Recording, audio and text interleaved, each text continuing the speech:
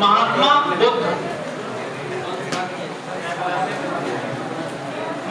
बुद्ध का बचपन का नाम क्या था? ये कितना आसान सवाल है, और ये ट्रिपल एससी पूछती है आपसे। क्या नाम है? सिद्धार्थ। इनका नाम था सिद्धार्थ। दूसरा सवाल ये कि महात्मा बुद्ध को ज्ञान की प्राप्ति कहाँ हुई? तो आप क्या कहेंगे? बोध गया। ज्ञान की प्राप्ति बोध गया में। बोध गया। दूसरी बात क्या याद रखनी है आपको? बोध गया। इसके बाद ये बात याद रखनी है कि भगवान बुद्ध को जो ज्ञान की प्राप्ति हुई उसे क्या कहा जाता है? आप कहेंगे संबोधि। क्या कहा जाता है? संबोध। ज्ञान प्राप्ति के बाद बुद्ध ने पहला उपदेश कहाँ दिया? पहला उपदेश कहाँ दिया? सारनाथ। पहला उपदेश सारनाथ। और ध्यान आपको यह रखना है कि भगवान बुद्ध के पहले उपदेश को किस नाम से जाना जाता है बौद्ध धर्म में? आप कहेंगे धम्मचक्र प्रवर्तन। क्या कहेंगे? धम्मचक्र प्रवर्तन। धम्मचक्र अपवर्तन। ठीक, ऐसे करके लिखते हैं, लेकिन ध्यान रखना इसका मतलब हो गया धर्म चक्र प्रवर्तन। प्रवर्तन, ठीक, ये मतलब है। तो महात्मा बुद्ध के पहले उपदेश को क्या कहते हैं? धर्म चक्र प्रवर्तन। अगली बात ध्यान सुनो। आपसे पूछे बताओ बुद्ध ने अपने उपदेश कौन सी भाषा में दिए हैं? पाली भाषा में। और वही महावीर ने अपने उपदेश कौन सी भाषा में दिए? प्राकृत भाषा में। कौन सी भाषा? प्राकृत। बुद्ध ने पाली में उपदेश दिए, ये पहला उपदेश था। लेकिन अब आपसे सवाल पूछे बुद्ध ने अपने जीवन के सबसे ज्यादा उपदेश दिए कहाँ? तो आप क्या कहोगे? ये तो पहला उपदेश हो गया, लेकिन सवाल ये कि सबसे ज्यादा उपदेश कहाँ? तो आप कहेंगे सबसे ज्यादा उपदेश दिए हैं श्रावस्ती में, और अपने जीवन का सबसे लंबा समय भी कहाँ बिताया है? इतनी बात ध्यान में आ जाएगी। अगली बात, बुद्ध को ज्ञान की प्राप्ति बोधगया में हुई, बिल्कुल सही बात है। लेकिन आपसे पूछे बुद्ध को ज्ञान की प्राप्ति कौन से वृक्ष के नीचे हुई? बरगद की पीपल? पीपल के वृक्ष के नीचे। कौन सा वृक्ष? पीपल का वृक्ष। अगला सवाल ये कि कौन सी नदी के किनारे ज्ञान की प्राप्ति हुई? कौन सी नदी? निरंजना की। ठीक, निरंजना। और इसी नदी को वर्तमान में कहते हैं फल्गु। तो फल्गु नदी आज भी है, और फल्गु नदी के किनारे इनको ज्ञान की प्राप्ति हुई बोधगया के अंदर। ठीक, और बोधगया क्या है? गया। वर्तमान में बिहार में डिस्ट्रिक्ट पड़ता है गया, वहीं पर है। अब जिस वृक्ष के नीचे इनको प्राप्ति हुई ज्ञान की, इस वृक्ष को क्या कहा जाता है? बोधि वृक्ष। क्या कहा जाता है? अब आपसे सवाल है, और ये पढ़ा चुका हूं, हालांकि ये बौद्ध धर्म से संबंधित तो सवाल है, लेकिन आगे जाके पढ़ाया मैंने आपको इसको हर्षवर्धन में। मैं आपसे सवाल ये पूछता हूं कि किस शासक ने बोधि वृक्ष को कटवा दिया? शशांक। किसने? शशांक। शशांक ने बोधि वृक्ष को कटवा दिया था, ध्यान रखना। और इस शशांक की हत्या जिस शासक ने की थी उसका नाम है हर्षवर्धन। क्या नाम है? हालांकि हर्षवर्धन ने इसको इस कारण नहीं मारा कि इसने बोधि वृक्ष काटा। हर्षवर्धन ने इसको इस कारण से मारा था क्योंकि इसने हर्षवर्धन के बड़े भाई राज्यवर्धन की हत्या कर दी। ठीक, वो स्टोरी अभी आने वाली है, हम पढ़ेंगे उसको। ठीक, तो बौद्ध धर्म में ये बातें बिल्कुल आपको अच्छे ध्यान रखनी है। इसके बाद भगवान बुद्ध की जब मृत्यु हुई तो आपसे सवाल ये पूछा जाएगा भगवान बुद्ध की मृत्यु हुई किस जगह पर है? तो कहाँ हुई? कुशीनगर। तो बुद्ध की मृत्यु कहाँ हो रही है? कुशीनगर में। और अगली बात आपको ये ध्यान रखनी है, आपसे सवाल ये पूछा जाएगा बुद्ध की मृत्यु को बौद्ध धर्म में किस नाम से जाना जाता है? महापरिनिर्वाण। महापरिनिर्वाण के नाम से जाना जाता है बुद्ध की मृत्यु को, ध्यान रखना।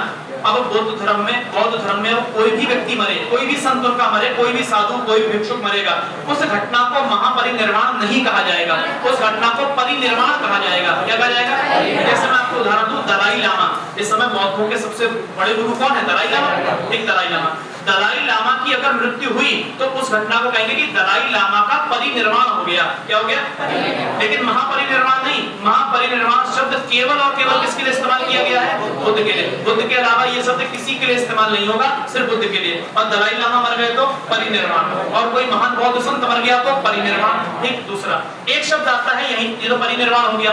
परिनिर्वाण का मतलब आप समझी गए कि अगर बुद्ध के अलावा किसी भी महान संत की मृत्यु होती है बौद्ध धर्म में तो उसको परिनिर्वाण कहेंगे। तीसरा शब्द आता है निर्वाण। निर्वाण क्या है? ध्यान रखना, निर्वाण जीते जी प्राप्त हो जाता है। कोई व्यक्ति जिंदा है तो उसको निर्वाण मिल गया है। कैसा? सुनो ध्यान से। जैसे दलाई लामा, दलाई लामा भी कौन सी स्थिति में है? निर्वाण। यानी जो व्यक्ति अपने जीवित रहते ही सत्य को जान लेता है और बस उसकी मृत्यु होगी, अभी मृत्यु नहीं हुई है, जीवित है, लेकिन किस लिए जीवित है? केवल इस बात के लिए कि अपने द्वारा किसी दूसरे व्यक्ति का कल्याण भी कर सके, ऐसे व्यक्ति को कहते हैं इसने निर्वाण प्राप्त कर लिया। ऐसा नहीं कि जैसे मान लो मैं जिंदा हूँ या आप लोग जिंदा हो, हमें निर्वाण नहीं प्राप्त हुआ, हमें कोई सत्य की प्राप्ति थोड़ी हो गई, ना ही हम इतने आध्यात्मिक हैं। एक जो व्यक्ति बहुत आध्यात्मिक हो जाता है, जिससे सत्य की प्राप्ति हो जाती है और दूसरे को भी सत्य के बारे में बताने का प्रयास करेगा, वो व्यक्ति होता है निर्वाण प्राप्त व्यक्ति। ठीक है, तो इस समय वर्तमान में दलाई लामा कौन है? निर्वाण प्राप्त हो चुका है उनको, लेकिन जैसे ही निर्वाण प्राप्त व्यक्ति की मृत्यु होती है उसी को कहा जाता है परिनिर्वाण। ठीक है, और जब बुद्ध की मृत्यु हुई थी उस घटना को क्या कहा गया? क्योंकि वो सबसे महान है इस धर्म में, इसीलिए। ठीक है, सबसे पहले गुनी वही है। चलो ये बातें ध्यान रखना। तो महापरिनिर्वाण, तो बुद्ध की मृत्यु कहाँ हुई है? कुशीनगर में। और कहा जाता है बुद्ध को किसी ने कुकुरमुत्ता जो होता है ना, वो क्या खाते हो तुम? मशरूम, किसी ने जहरीला मशरूम खिला दिया था, उस कारण से बुद्ध की मृत्यु हुई। लेकिन ध्यान रखो कई जगह अफवाह ये फैली हुई है बुद्ध की मृत्यु सुअर का मांस खाने से हुई है, ऐसा नहीं है। वहां पर एक शब्द इस्तेमाल हुआ है सूकर मांस। क्या लिखा है? सूकर। तो इसका अर्थ ना अंग्रेज इतिहासकारों ने लगा दिया, सूकर मांस का मतलब सुअर का मांस। सूकर मांस का मतलब सुअर का मांस होता ही नहीं है। सूकर मांस का मतलब होता है मशरूम। मशरूम जो उगती है ना, उसको किसी ने जहरीली मशरूम बना के खिला दी बुद्ध को, बुद्ध ने खा ली और उसी जहर से बुद्ध की मृत्यु हो गई। कहाँ मृत्यु हुई थी? कुशीनगर में। कुशीनगर, तो ऐसी मृत्यु हुई। कई लोग ऐसे मरे, जैसे मुसलमानों में हजरत पैगंबर मोहम्मद, उनकी मृत्यु भी जहर से हुई। एक यहूदी महिला ने उन्हें जहर दिया और उन्होंने खा लिया, तो खाने के कई दिन, स्लो पॉइजन था वो, कई दिन बाद मृत्यु हुई। तो जहर खाने से पैगंबर हजरत की भी मृत्यु हुई है और इसके अलावा भगवान बुद्ध की मृत्यु भी हुई है। ठीक, जहर से कई महान लोगों की मृत्यु हुई जहर खाने से। इसके अलावा स्वामी दयानंद सरस्वती की मृत्यु भी ऐसी हुई। स्वामी दयानंद सरस्वती को जोधपुर के राजा की रानी थी, एक रानी मुस्लिम थी, उसने जहर दे दिया था दयानंद सरस्वती को, इसलिए उनकी मृत्यु। कई लोग ऐसे मरे। अगला सवाल देखो क्या है। सवाल है बुद्ध का जन्म निम्नलिखित में से किस वंश में हुआ था? तो बताइए बुद्ध कौन से वंश से संबंधित है? शाक्य। इसीलिए बुद्ध को क्या कहा जाता है? शाक्य मुनि। बुद्ध का एक नाम क्या है? शाक्य मुनि। अब मुझे बताओ शाक्य मुनि के नाम से किस चीनी यात्री को जाना जाता है? वेनसांग। हमने हर्षवर्धन में पढ़ा वेनसांग। वेनसांग को भी क्या कहते हैं? शाक्य मुनि। चलो बढ़िया। अगला सवाल देखिए, सब आपके पढ़े हुए सवाल है। अगला, निम्नलिखित में से किस स्थान पर भगवान बुद्ध को ज्ञान की प्राप्ति हुई? अभी पढ़ा, बोध गया। यहाँ पर बोध गया, सीधा ज्ञान का बोध हुआ तो बोध गया में हुआ। गड़बड़ कहाँ होती है? कोई लोग सारनाथ नाम से लगाते हैं कई बार। ज्ञान हुआ बोध गया में, पहला उपदेश दिया सारनाथ में, ज्यादा उपदेश दिए श्रावस्ती में और मृत्यु हुई कुशीनगर में। ये क्रम है, इसको ध्यान रखना है आपको। ठीक, क्रम। अगली बात, अगला क्वेश्चन है निम्नलिखित में से कौन सा भगवान बुद्ध के 4 आर्य सत्यों में से एक नहीं है? ठीक, अब आपको बताना है कौन सा एक नहीं है। मैंने आपको भगवान बुद्ध के 4 आर्य सत्य बताए थे। ठीक, चलो आप बताओ।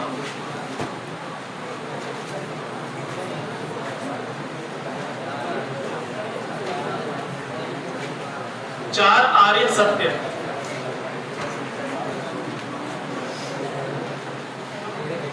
पहली बात, पहला आर्य सत्य क्या था?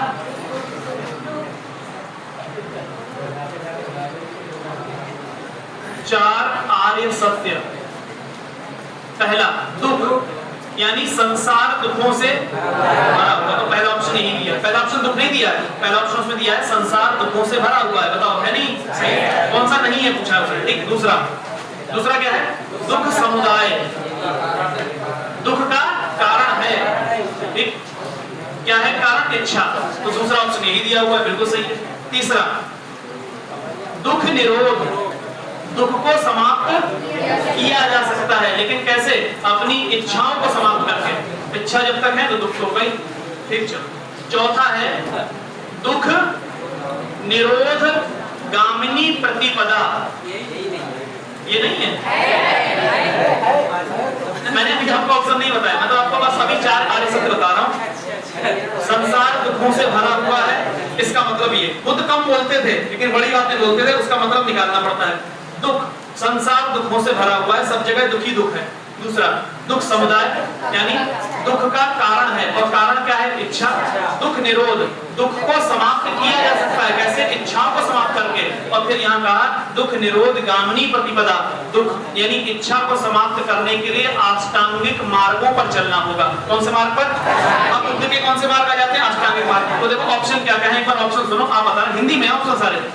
पहला ऑप्शन है निम्न में से कौन से भगवान बुद्ध के 4 आर्य सत्यों में से एक नहीं है? पहला, संसार दुखों का घर है, सही है। दूसरा, दुख का कारण इच्छा है।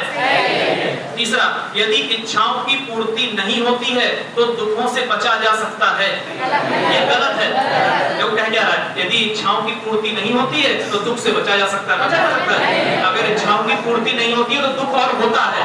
ये होना चाहिए ना यहाँ पे, ये होता तो सही होता, ये गलत हो गया। और चौथा दिया है, यह अष्टांगिक मार्ग का अनुसरण करके किया जा सकता है। इच्छाएं कैसे समाप्त हो सकती हैं? अष्टांगिक मार्ग का अनुसरण करके। अब आप में से मुझे कौन बता सकता है कि अष्टांगिक मार्ग कौन कौन से हैं? बता दोगे? अब देखो अष्टांगिक मार्ग, अष्टांगिक मार्ग का मतलब 8 मार्ग, ठीक, 8 रास्ते जिससे इच्छाएं समाप्त हो सकती है। कौन से? इन्हें अष्टांगिक मार्ग कहते हैं। अष्टांगिक मार्ग कहा जाता है। ध्यान से, पहला, दूसरा, तीसरा, चौथा, पांचवा, छठा, सातवां, आठवां। और मैंने आपको बताया कि था ये ऐसे ही याद करने हैं, 2 3 3 करके ना, ऐसे 8। अब देखो क्या है, सबके आगे एक चीज तो कॉमन है, सम्यक। और सम्यक माने होता है सही, यानी राइट, ठीक। सबके आगे सम्यक लगेगा, ये बात आपको ध्यान रखनी है। तो सम्यक सम्यक तो आप सबके आगे अपने आप ही लगा लेना। अब देखो, पहले आप मुझे शुरू के 2 बताओ कौन से? सम्यक दृष्टि, सम्यक संकल्प। और इनको आप सब लिख लें, जिनका नहीं लिखा वो भी लिखें। कारण यह है, आपसे सवाल ऐसे पूछेगा, निम्नलिखित में से कौन सा बुद्ध के अष्टांगिक मार्ग में से एक नहीं है? और 4 ऑप्शन होंगे, कोई 3 तो यही 8 में से छांट के देगा, एक चौथा कहीं अलग से देगा, ठीक है। तो आपको छांटना पड़ेगा, तो ध्यान रखना। पहले 2 अष्टांगिक मार्ग कौन से? सम्यक दृष्टि, सम्यक संकल्प, 2 बात। 3 बातें अगली, सम्यक वाणी या सम्यक वाक कह लो आप इसको। वाक मतलब बोलना, बातचीत, वाणी, ठीक, सम्यक वाणी, अच्छी वाणी। अगला, सम्यक कर्मांत या सम्यक कर्म और सम्यक आजीविका, आजीविका, ठीक। ये सब सही होने चाहिए। सही होने का मतलब आपकी वाणी अच्छी हो, आपके कर्म अच्छे हो, आपके कमाई का साधन अच्छा हो, आपकी दृष्टि अच्छी हो, आपका संकल्प अच्छा हो, ये बात। छठा क्या है? सम्यक व्यायाम। अगला, सम्यक स्मृति। और 8वां है सम्यक समाधि। बस, जब तुम सम्यक समाधि में पहुंच जाओगे उसके बाद से इच्छाएं रहेंगी नहीं। लेकिन ध्यान रखना, यहाँ तक आने के लिए आपको ये फॉलो करना ही पड़ेगा। इनमें से बीच में कोई सा भी कूद गया अगर, तो फिर आप यहाँ तक नहीं पहुंच पाओगे। तो बुद्ध बनने के लिए क्या जरूरी है?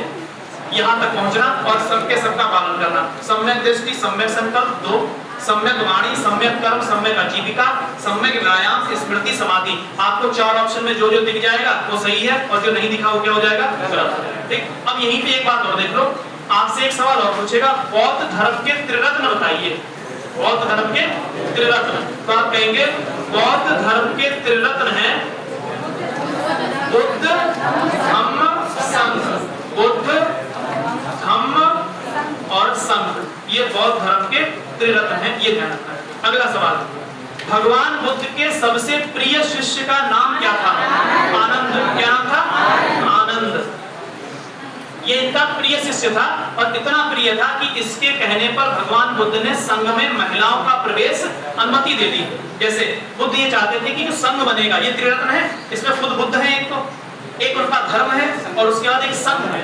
एक संघ होता था भिक्षुकों का, बौद्ध भिक्षुओं का समूह, जो प्रचार करता था घूम घूम के बौद्ध धर्म के लोगों को, मतलब बौद्ध धर्म में लोगों को लाने के लिए, वो संघ था। बुद्ध ये चाहते थे कि इस संघ में महिलाएं ना हो, क्योंकि महिलाएं होंगी तो ये संघ ज्यादा लंबा चल नहीं पाएगा। और जब आनंद ने खूब इनसे रिक्वेस्ट की, तो आनंद की रिक्वेस्ट पे, आनंद के कहने पे इन्होंने संघ में महिलाओं का प्रवेश हाँ कर दिया। उन्होंने फिर लेकिन एक डायलॉग कहा, बुद्ध ने कहा कि अगर इस संघ में महिलाएं नहीं आती तो ये संघ ये मेरा धर्म 2000 साल चलता, लेकिन अब ये केवल 500 साल चलेगा। और बुद्ध की बात बिल्कुल सही निकली। बौद्ध धर्म के इतने अनुयायी बने, इतने बने, लेकिन उसके बाद से 500 वर्षों के बाद आप देखो तो बुद्ध के अनुयायी बनना ही कम हो गए। कौन सा धर्म आगे बढ़ गया धीरे धीरे? हिंदू धर्म आगे यानी वैदिक धर्म आगे बढ़ने लगा, जैन थोड़ा थोड़ा आगे बढ़ने लगा, उसके बाद तो फिर मुसलमान आ गए, फिर मुस्लिम धर्म धीरे धीरे आगे बढ़ने लगा, फिर ईसाई आ गए, ईसाई आगे बढ़ने लगा। आज आप वर्तमान में देखो सबसे ज्यादा संख्या विश्व में कौन से धर्म की है? ईसाई। दूसरे नंबर पर इस्लाम, तीसरे नंबर पर हिंदू, उसके बाद कौन कहाँ है किसी को नहीं मालूम, क्योंकि बहुत थोड़े थोड़े हैं। और भारत के अंदर बौद्धों की संख्या बताओ कितनी? भारत से ही तो जन्म हुआ बौद्ध धर्म का। बौद्ध है क्या भारत में बचे हुए? नहीं बचे, सब खत्म। और बुद्ध की बात बिल्कुल सही निकली और सब कबाड़ा हो गया। किसके आने से? महिलाओं। अब मुझे ये बताओ, संघ में आने वाली पहली महिला का नाम क्या था? ये याद रखना है, महाप्रजापति गौतमी। और ये महाप्रजापति गौतमी भगवान बुद्ध की कौन थी? मौसी। महाप्रजापति गौतमी भगवान बुद्ध की मौसी। दूसरा, संघ में आने वाली दूसरी महिला का नाम क्या था? आप कहेंगे आम्रपाली। आम्रपाली, ठीक, आम्रपाली। तो ये दोनों संघ में आने वाली महिलाएं हैं। इसके बाद और भी महिलाएं संघ में, आपसे नाम नहीं पूछेगा, बस ध्यान रखना पहली और दूसरी महिला कौन है, किसके कहने पर आई? आनंद के कहने पर, ठीक, आनंद के। एक बुद्ध का एक शिष्य और है, उस शिष्य का नाम है उपाली। क्या नाम है? उपाली ना, ये भी बड़ा इंपॉर्टेंट है शिष्य, ध्यान रखना, उपाली, आनंद उपाली। और उपाली के बारे में आपको याद रखना है कि उपाली के बारे में सवाल पूछा जा चुका है कि भगवान बुद्ध के शिष्य उपाली की जाति क्या थी? कौन सी? नाई ना, ये सवाल पूछा जा चुका है। और नाई को ही हम नापित कहते हैं। क्या कहते हैं? नापित। तो कभी नापित लिख के आ जाए तो तुम सोचते रह जाओ पता नहीं क्या पूछ दिया, नापित ही होता है। और एक राजा था महापदम नंद, क्या नाम था?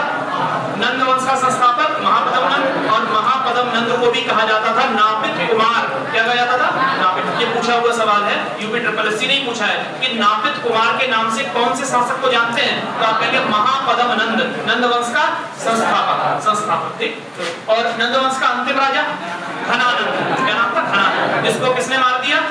चंद्रगुप्त मौर्य ने। और कौन सा वंश बना दिया? ये बौद्ध धर्म के बारे में कुछ जानकारी। और बौद्ध धर्म के बारे में एक अंतिम सवाल और, बौद्ध धर्म के जो ग्रंथ हैं उनमें सबसे बड़ा ग्रंथ कौन सा माना जाता है? आप कहेंगे त्रिपिटक। कौन सा? त्रिपिटक। अब आप एक काम करो, त्रिपिटकों के नाम बता दो फटाफट। सुत्त पिटक, विनय पिटक, अभिधम्म पिटक, ठीक। देखो यहाँ त्रिपिटकों के नाम, ये बौद्ध धर्म के ग्रंथ हैं, 3 है इसकी संख्या। त्रिपिटक में कितने ग्रंथ? 3। पहला सुत्त पिटक, क्या नाम है? सुत्त पिटक। दूसरे का नाम विनय पिटक। और तीसरे का नाम अभिधम्म पिटक। अभिधम्म पिटक, ठीक, अभिधम्म पिटक। अब ध्यान रखना, सुत्त पिटक का संकलन किया था आनंद ने। किसने किया था? आनंद। संकलन, ठीक, लिखा तो बहुत लोगों ने मिलकर, लेकिन अंत में संकलित किसने किया? आनंद ने। विनय पिटक को संकलित किया उपाली ने।